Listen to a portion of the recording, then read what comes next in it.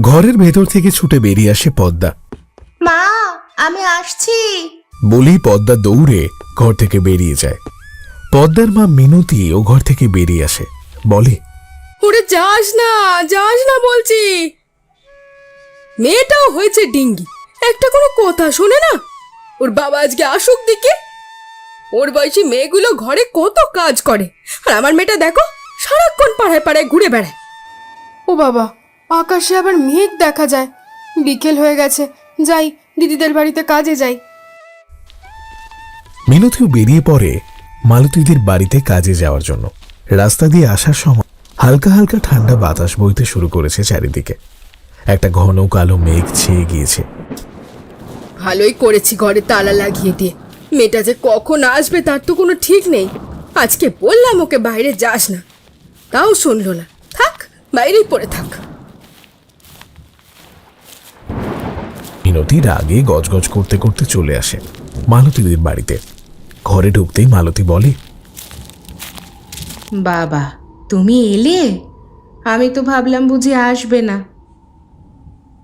কেন দিদি, কেন গো? কখনো কি আমার কাজে কামাই হয়েছে? আসবো না মানে? তোমাকে এই অবস্থায় কাজ করতে দেবো আমি? হ্যাঁ, এত দেরি করলে কেন তাহলে? আর কইও না গো দিদি, আমার মেয়েটার জন্য হয়েছে যত জ্বালা। ঘরের একটা কুটো কেউ নাড়ে না। ভাবছি এবার তাড়াতাড়ি বিয়ে দিয়ে দেবো, যাতে ঘাট থেকে ঝামেলা না আমি। এই ঝামেলা নামাতে পারলে যেন আমি বেঁচে যাই। তুমিও না সত্যি এমন এমন কথা বলো। পরে কথা কইছি, আগে বাইরের কাজগুলো সারি। এই ঝড় বৃষ্টি এলো বলে। মিনতিদের কাজে লেগে পড়ে। গরুদের খেতে দেওয়া, বাসন ধোয়া, উঠোনে ঝাড় দিতে দিতে অবশেষে ঝড়টা জোরেই শুরু হয়। চারিদিকের ধুলো আর পাতা আবারও উঠোনে এসে পড়তে থাকে। তুমি উঠে আসো, উঠান ঝাড় দিয়ে আর কোনো লাভ নেই। ঝড় বৃষ্টি এলো বলে ভিজে গেলে আবার ঠান্ডা লেগে যাবে। তাহলে তুমি বসো দিদি, আমি একটু চা করে আনি।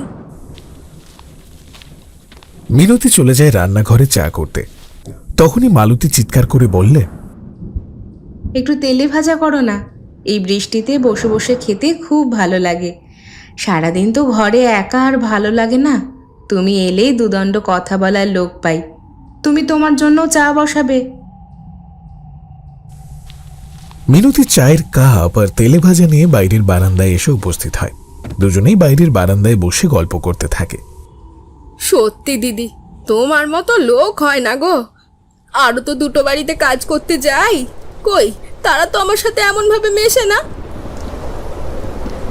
কথা বলতে বলতেই দুজনেই বাইরের দিকে তাকায়। ততক্ষণে ঝড় উঠেছে। দূরে আম গাছ থেকে টুকটুক করে আম পড়ছে। হ্যাঁ গো, তোমার চিন্তা হয় না তোমার মেয়েটা যে বাইরে আছে? হ্যাঁ গো দিদি, কতই না চিন্তা হয়। তুমি ওর পড়ালেখাটা বন্ধ করে খুব ভুল করেছো গো। তা তো বুঝি দিদি, কিন্তু পড়াশোনা চালাতে যে ভীষণ খরচা। ওর বাপ তো রিক্সা চালায়, আমি তিনটে বাড়িতে কাজ করি। কত করে আয় হয় বলো? বড় তো হয়েছে, উঁচু ক্লাসের বই, আরও কি সব ব্যাপার স্যাপার। অত কি পেরে উঠতে পারি? যদি ওর বাপের একটা রিক্সা থাকতো তাহলে হয়তো ভালো হতো। মেয়েটার একটা হিল্লে করতে পারলে বাঁচি গো দিদি। এত কম বয়সে বিয়ে দেবে? শোনো, দেখবে মেয়ে শুধরে যাবে। ওকে তো কোনো একটা কাজেও ভর্তি করিয়ে দিতে পারো। এখন তো গ্রামে গ্রামে সেলাই করাই কত কিছু শেখাচ্ছে। বাবা, আমার মেয়ে আবার করবে কিনা কাজ? হ্যাঁ, এক গ্লাস জল গড়িয়ে খায় না। দুজনেই চার পকোড়া খেতে খেতে কথা বলছিল। এমন সময় সেখানে চলে আসে পদ্মা। সে একেবারে ভিজে চুপসে গিয়েছে। মা, তুমি চাবি দিয়ে দিয়েছো? পদ্মাকে দেখেই মিনতি তেলে বেগুনে জ্বলে ওঠে। হ্যাঁ, আমি ঠিক করেছি তুই আজকে বাইরেই থাক। তুই আজকে বাইরেই থাকবি। তোর বাবা আসুক, তোর কয়েকদিনের মধ্যে আমি বিয়ের ব্যবস্থা করছি, দাঁড়া। তুমি বিয়ে বিয়ে করো না তো মা, চাবি দাও, চাবি দাও। দেব না। এই পদ্মা, উঠে আয়। তুই তো পুরো ভিজে গেছিস। গামছা নিয়ে গা হাত পা মুছে নে। তোর মা চা করেছে, ভালো লাগবে। আর মাস একেবারে আমার কালি করে দিল মেয়ে ছেলেটা। বৃষ্টিতে ভিজে ভিজে পাড়ায় পাড়ায় কি সব করে বেড়াচ্ছিস? হ্যাঁ, দুটো নারকেল কুড়িয়েছি আর কত আম কুড়িয়েছি জানো? ধন্যি করে দিয়েছে। ও বাবা কাকি, তোমাদের আম গাছের তলায় কত আম পড়েছে। এই বলে পদ্মা আবারও আম গাছের তলায় আম কুড়াতে যায়। এদিকে ঘন ঘন করকর করে বাজ পড়ছে, ঝড় বাতাসে গাছ এপাশ ওপাশ দুলছে, কিন্তু পদ্মার ওইসব দিকে কোনো ভ্রুক্ষেপ নেই। মিনতি আর মালতী ভয়ে জড়সড় হয়ে গিয়েছে। সে আম তুলছে আর গামছায় রাখছে। কিছুক্ষণ পর এক গামছা ভরে আম নিয়ে এসে সে বলল, দেখো কাকি, কত আম পেয়েছি। তার মানে পাঁচুদেরও আম গাছের তলায় অনেক আম পড়েছে। বলেই পদ্মা আর একটুও দাঁড়ায় না, সঙ্গে সঙ্গে দৌড়ে চলে যায়। আর এইদিকে মিনতি আর মালতী দুজনেই হাঁ করে তাকিয়ে থাকে। ভিজুক, ও সারাদিন ভিজুক, তারপর ঠান্ডা লাগলে দেবো একদম ঝেঁটার বাড়ি। পারো বটে, তোমাদের এইভাবে বেশ কেটে যায় বলো। জ্বালা জ্বালা দাঁড়াও না দিদি, তোমারও হবে, একটু সবুর করো। তবে আমার মেয়ের মতন হলে তো গেল। তুমি বসো, আমি যাই, তবে ভুলেও কিন্তু নিচে নামবে না। মিনতি রান্নাঘরে চলে যায়। সে জানে আজকে ঝড় বৃষ্টি হচ্ছে মানেই তার দিদি খেতে চাইবে খিচুড়ি। তাড়াতাড়ি রান্না বসিয়ে দেয় সে। কিছুক্ষণ পর পদ্মা আবারও এক গামছা আম নিয়ে এসে লাফাতে লাফাতে ঘরের বারান্দায় উঠে দাঁড়ায়। তাকে আসতে দেখেই মালতী এগিয়ে যায়। হ্যাঁ রে পদ্মা, মাকে এত জ্বালাস কেন? কোথায় জ্বালাতন করলাম বলো তো দেখি। মায়ের কথা শুনতে পাস না? এত ঝড় বৃষ্টির মধ্যে কেউ এ পাড়া ও পাড়া ঘুরে বেড়ায়। না ঘুরলে আম কুড়াতাম কি করে বলো তো দেখি? এত আম নিয়ে তুই কি করবি? জানি না কি করব। জানিস, ছোটবেলায় আমার খুব ইচ্ছে ছিল আমি কিছু একটা করব। তাই জন্য আমি লুকিয়ে লুকিয়ে আচার তৈরি করা শিখেছিলাম। চল আজকে আমরা আচার তৈরি করি। মিনতি দিদি, বটি আর বাটি নিয়ে এসো তো। মিনতি ভেতর থেকে একটা বটি আর বড় বাটি নিয়ে আসে। কি করবে দিদি? সব আমগুলো কেটে ফেলো, বলে দিচ্ছি আচার তৈরি করবে। চলো।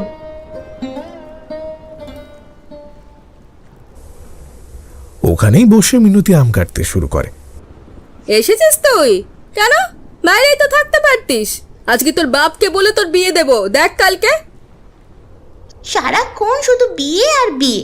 দেখবে ঘর ছেড়ে যখন পালিয়ে যাব না, তখন বুঝতে পারবে। বাবা, তাহলে তো ভালোই হয়, বাতাস লাগে আমাদের, আর কোনো দায় দায়িত্বই থাকবে না। তা তো বলবেই, পড়ালেখা করতে চেয়েছিলাম, তা তো তুমি করতে দিলে না। আমি কি আর সাধে তা করেছি? তুই তো জানিস আমাদের অবস্থা। না গো দিদি, এত কম বয়সে বিয়ে দিও না, এতে মেয়ের ক্ষতি। আর তাছাড়া এখন তো দেখছো চারিদিকে যা হচ্ছে, কম বয়সে বিয়ে দিলে পুলিশের ভয় আছে। আচ্ছা পদ্মা, তুই তো কোনো কাজ করতে পারিস, মায়ের সাথে হাতে হাতে কাজ করবি, তাহলে আর মা তোর পিছনে এভাবে বলবে না। পদ্মা বাইরে আকাশের দিকে তাকিয়ে থাকে। বাইরে খুটখুটি অন্ধকার। ততক্ষণে ঝড় একটু কমে এসেছে, কিন্তু বৃষ্টি তখনও পড়ছে।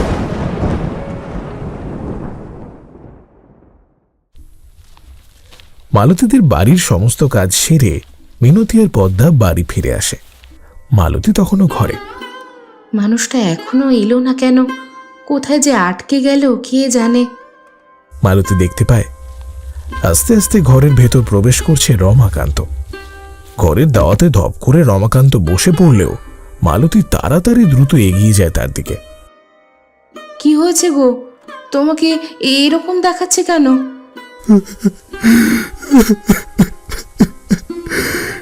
শেষ হয়ে গেল, সব শেষ হয়ে গেল। ঈশ্বর! আরে কি বলছোটা কি? আমাকে খুলে বলবে তো, কি শেষ হয়ে গেল? সর্বনাশ হয়ে গেছে, সর্বনাশ, অনেক অনেক বড় সর্বনাশ হয়ে গেছে। আমার আমার কাজটা চলে গেছে। এবার তাহলে কি হবে? জানি না কি হবে, কিভাবে চালাবো সব কিছু বুঝতে পারছি না। কত টাকা জমিদার বাবু পায় আমাদের আমাদের এবার কি হবে? আমি আমি কিছুই বুঝতে পারছি না।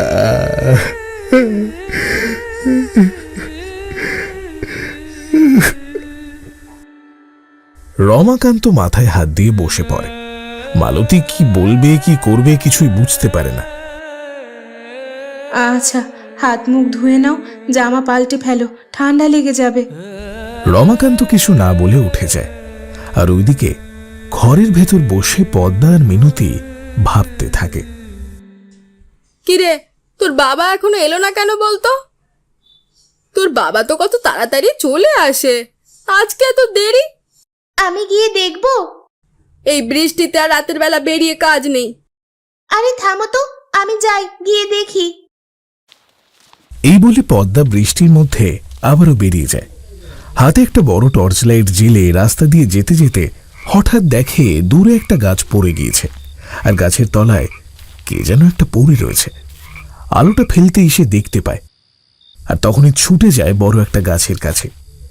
সেখানে পড়ে আছে তার বাবা, গা থেকে বেরিয়ে যাচ্ছে রক্ত। বাবা, বাবা! পদ্মা কেঁদে ওঠে। তার চোখের জল বৃষ্টির জলের সাথে মিশে যায়। অনেক কষ্ট করে কাঠের টুকরোটা সরিয়ে বাবাকে তুলে দাঁড় করিয়ে আস্তে আস্তে বাড়ি নিয়ে আসে সে। দূর থেকে দুজনকে আসতে দেখে মালতী ছুটে যায়। কি হয়ে গেল? কি হয়ে গেল? বাবাকে নিয়ে ঘরে যাও, আমি ডাক্তার ডেকে আনি। পদ্মা রাতের বেলা দৌড়ে যায় ডাক্তার আনতে। দুই পরিবারের ওপরে হঠাৎ করে কালবৈশাখী ঝড়ের মতোই বিপদ নেমে আসে।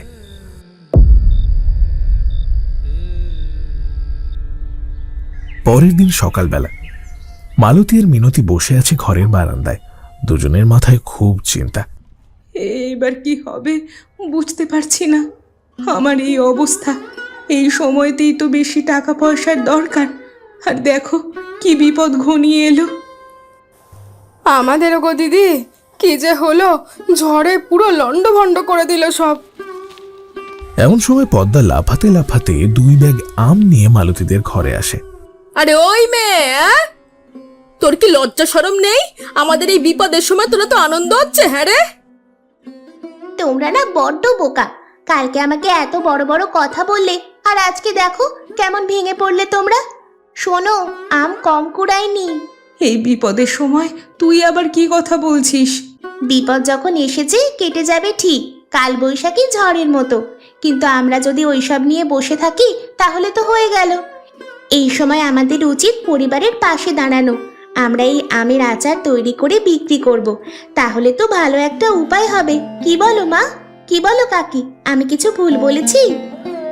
বাহ পদ্মা, তোর তো ভালো বুদ্ধি। কে বলেছে তোর বুদ্ধি নেই? আমার মা সব সময় ভাবে আমি কিছুই করি না। আসলে আমি সব আম ঝড়ের মধ্যে কুড়িয়ে বাজারে বিক্রি করি, আর কিছু টাকা সংসারের জন্য সব সময় বাঁচিয়ে রাখি। সেটা আমি জানতাম, তবে আমি এটা জানতাম না যে আমার মেয়ের মাথায় এত বুদ্ধি আছে। দেখবে আমরা এই এলাকার মধ্যেই সব থেকে বড় আচারের ব্যবসায়ী হব। চলো চলো, তাড়াতাড়ি আচার তৈরি করতে হবে, চলো।